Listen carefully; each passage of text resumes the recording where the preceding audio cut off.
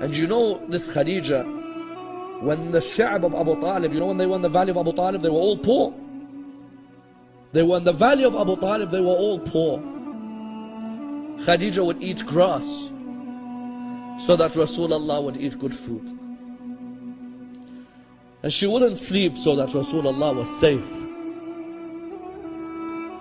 Which wife sacrificed like Khadija? That if it wasn't for her wealth, these 3 years in Abu Talib's valley, there is no way the Muslims would have survived. No way. She gave all her wealth, and that's why Rasulullah said, this religion would not have survived were it not for the wealth of Khadija and were it not for the wealth of Khadija and the sword of Ali. These two saved the religion of Islam. And look at the way the Muslims treat their grave today. The way the Muslims treat the grave of Khadija in Mecca. You have to stand there for a few seconds and then they tell you to move. And the grave of Abu Talib, you stand for a few seconds and they tell you to move.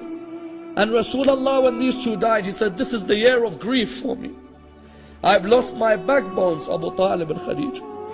And I say to Sayyidah Khadija, oh Sayyidah Khadija, you were oppressed now and you were oppressed when you died. Someone says, what do you mean you were oppressed when you died? You know Rasulullah, when he came to bury Bibi Khadija, he came, but because they were so poor, the kefan that he had was not long enough to cover her body.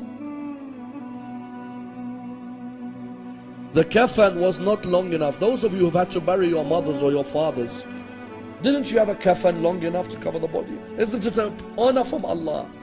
Khadija, the wealthiest woman, had no kefan.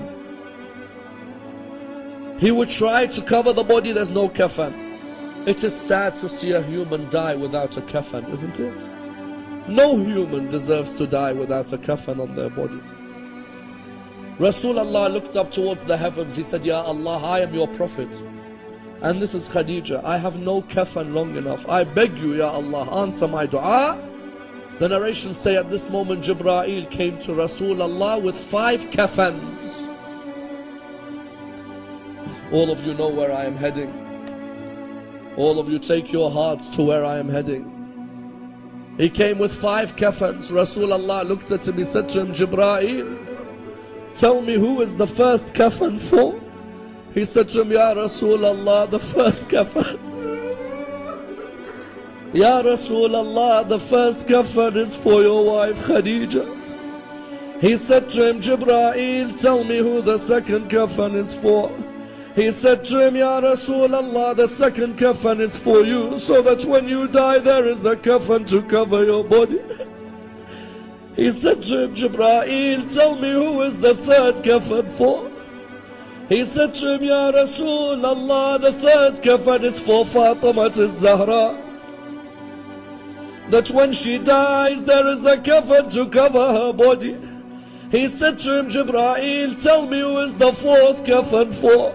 He said to him, Ya Rasulullah, the fourth kafan is for Ali ibn Abi Talib.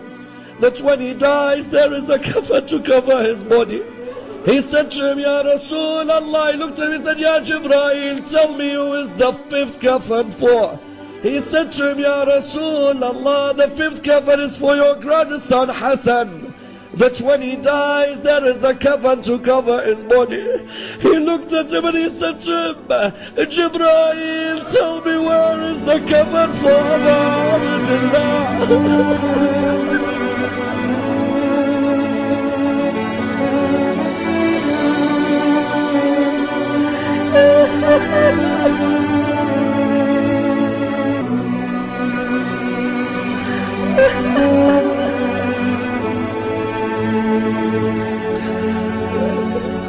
He said to him, Jibreel, tell me where is the kafan for Abdullah. He said to him, Ya Rasulullah, Abdullah will die without a kafan on his body. He said to him, Jibreel, why? He said to him, because the horses of Bani Umayyah will trample on the body of Abdullah.